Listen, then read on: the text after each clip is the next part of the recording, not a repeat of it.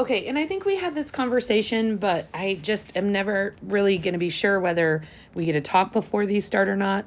But I just want to tell you, this unit should seem really similar to the one we did at the beginning of the year. I don't know why the school district split this up, but in the beginning of the year, we were just doing basic operations. Now these are more complicated and they throw in negative signs. So I think it would have been better if the school district would have chosen to just do all of it at once, but I'm just following what they did so that you're getting exactly what everybody else is getting. And so I talked to a couple teachers and they said, yep, this is the way we do it. We do fractions and decimals twice. And I was like, okay, so we're doing it. So these notes should be this unit should go very quickly for you for a big chunk of it, because it should be review of what we've already done, which doesn't hurt because you're going to really need to understand fractions like in the real world anyway. All right, so you can use fractions to describe a whole and a part. So if I count this, 1, 2, 3, 4, 5, 6, 7, there's 7 out of 12. We did a bunch of these earlier, so I'm not going to waste your time. Okay, this is called a numerator. And we've already done this, so we're just talking about it again. So these notes are going to be very short. Okay, rational numbers are all fractions or numbers that can be written as fractions.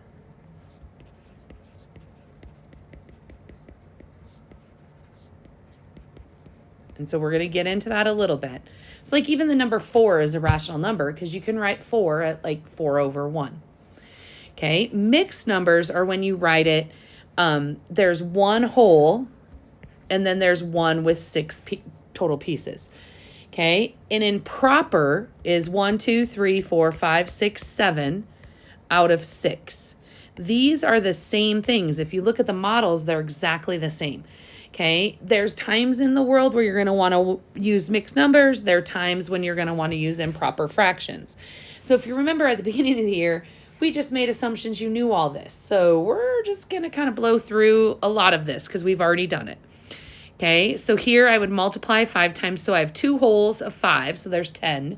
And then I'm adding 13, so I multiply here and I add here, so I have 13/5. Okay, I would like you to pause the video and I would just like you to do those two. Pause and do them. So you have 8 wholes, so you multiply, that's 8 plus, you multiply here, you add there, so it's 9 halves.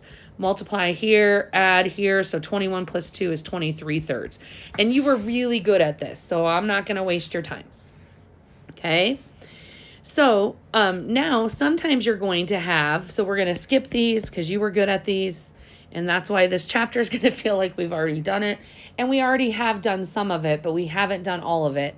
So I was talking to a couple 6th grade teachers when I was asking about this, and I was like, you guys really should put that stuff together, because it would make more sense to me. So we're going to do this kind of quickly. So 3 goes in here 1 time with 1 left over, right? 3 goes in there. 4 goes in here 4 times, because 4 times 4 is 16. Well, there's 1 left over, 4 and 1/4.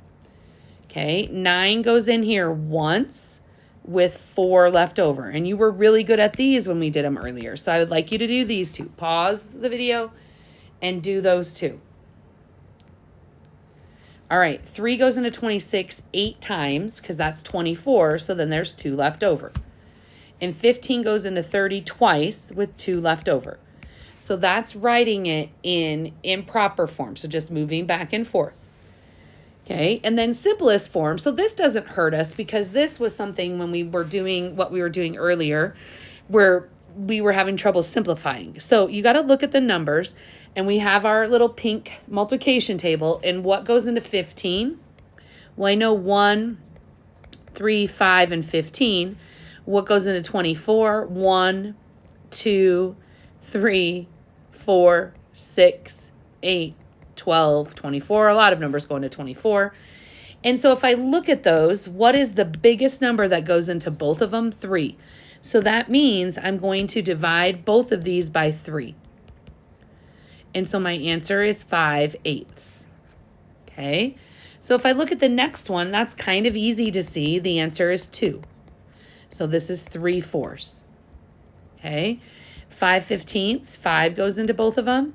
So the answer is 1/3. Okay. So what I would like you to do is 15, 16, 17, and 18. I would like you to simplify those 4. Pause the video and simplify those 4. All right, 4. Now, let's just pretend for a minute you thought it was 2. So if I divide by 2 and divide by 2, that would be 2/16.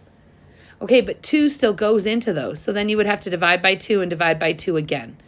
So you could have started this problem, and we did these back when, and these were ones you could have divided by 4 to begin with, because that would have been 1/8.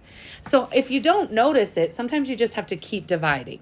So here I would divide by 2 and divide by 2, so this would be 2/5. This one, 4 goes into both of them. 2 does too, but 4 is bigger. So this would be 5 2/3. That would be my answer. And then finally, this last one, let's say you just did 2. So that would be 2 16/20. Okay, well, 4 still goes into both of those. So 2 5, 4/5. Sorry, I got that backwards in my head. 4/5. Now, if I would have noticed that from the beginning, I could have divided them both by 8. And if I divide that by 8, it's 4. That by 8 is 5. And so then I get the same answer. Okay, so I think we've done enough. I would like you to do this worksheet, and then we'll kind of go over if you have any questions. But that's this first section. So it should be quick because it's stuff we've done.